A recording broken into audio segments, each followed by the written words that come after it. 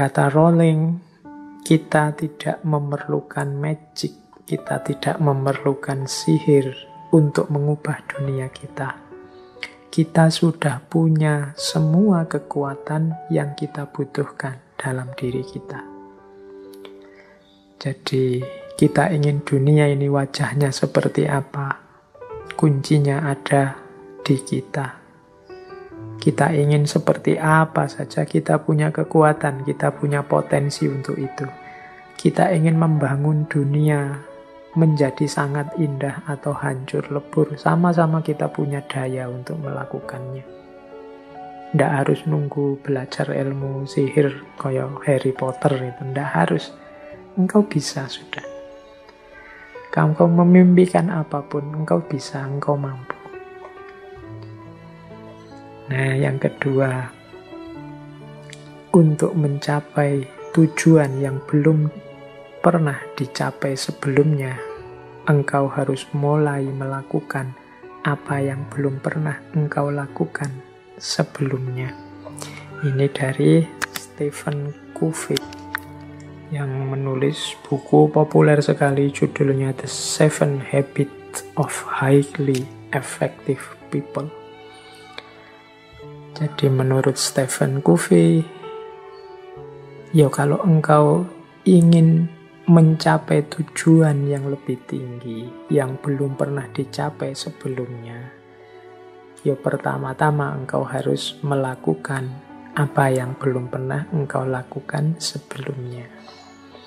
Kalau engkau hanya melakukan yang rutin-rutin saja, seperti yang selama ini engkau jalankan, ya hasilnya juga seperti yang selama ini engkau rasakan.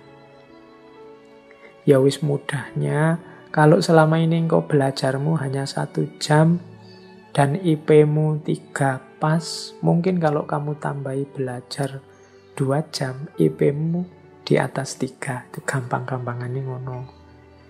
Jadi yo kalau ingin hasil yang lebih baik, usahanya juga harus berbeda dari sebelumnya. Kemudian ada quote juga dari Rhonda Byrne.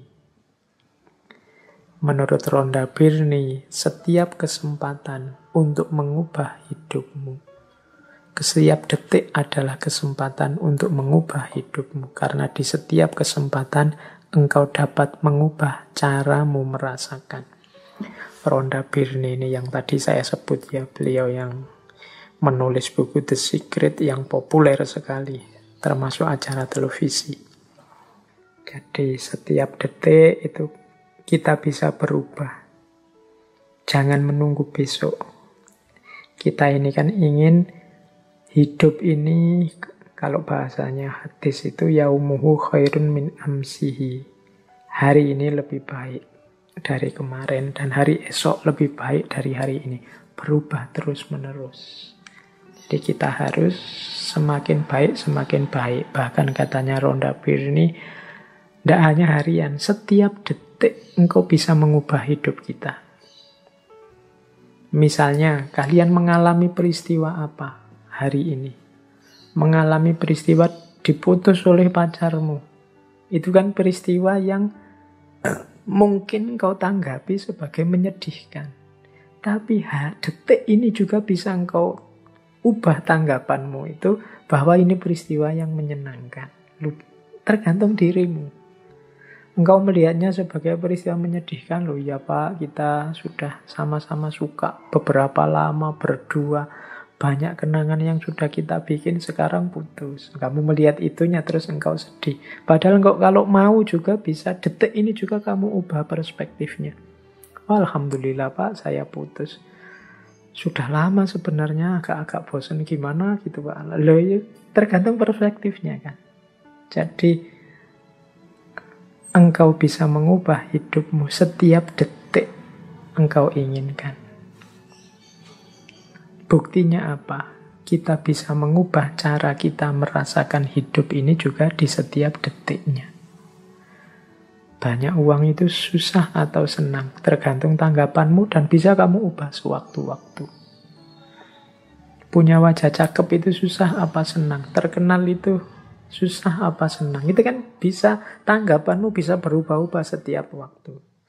Berarti apa? Sebenarnya untuk mengubah hidup kita itu tidak usah menunggu apa-apa. Setiap detiknya kita bisa berubah tergantung bagaimana kita mengelola, menyerap, merasakan hidup kita. Baik, ini Rhonda Byrne tentang perubahan. Saya lanjutkan. Kalau ini dari Deepak Chopra. Ini nama yang mungkin teman-teman pernah dengar, tokoh dari gerakan New Age.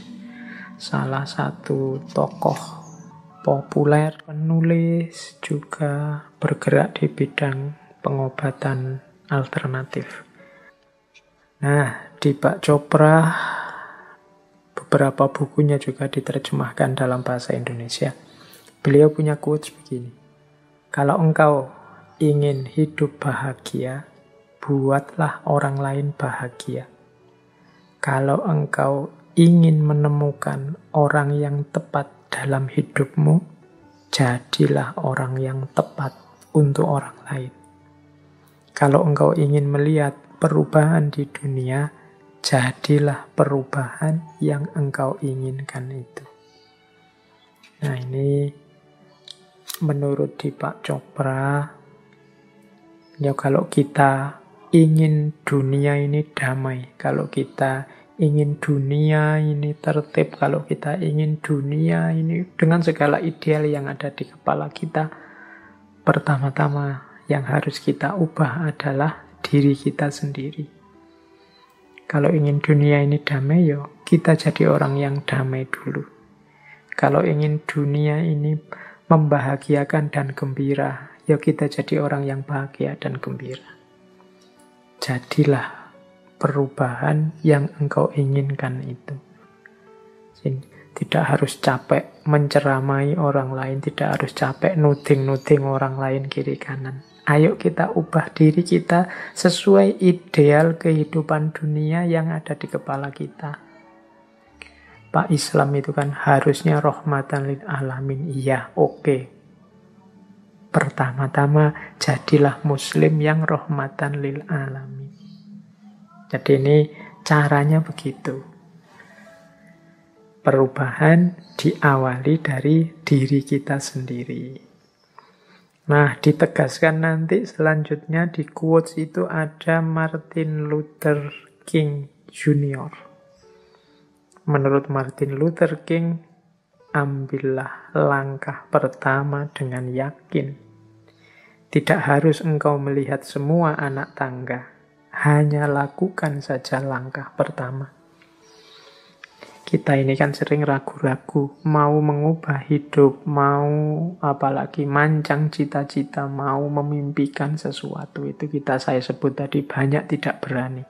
Sehingga hidup kita tidak berubah-berubah. Maka menurut Martin Luther King, ini beliau kan aktivis, juru bicara gerakan sipil di Amerika Serikat. Sekitar tahun 54 sampai 58. Kapan-kapan kita bahas beliau, termasuk juga tadi Deepak Chopra. Nah, menurut Martin Luther King, sudahlah melangkah saja. Tidak usah terlalu banyak mempertimbangkan macam-macam. Tidak harus engkau lihat semua anak tangga. Kalau memang itu sudah bagus dan mantap, engkau yakin, jalan. Tidak usah dibahas lagi, didiskusikan lagi.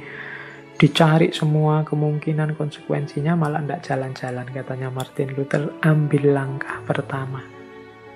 Jalanlah. Kalau tidak begitu hidupmu tidak akan berubah. Terlalu banyak pertimbangan.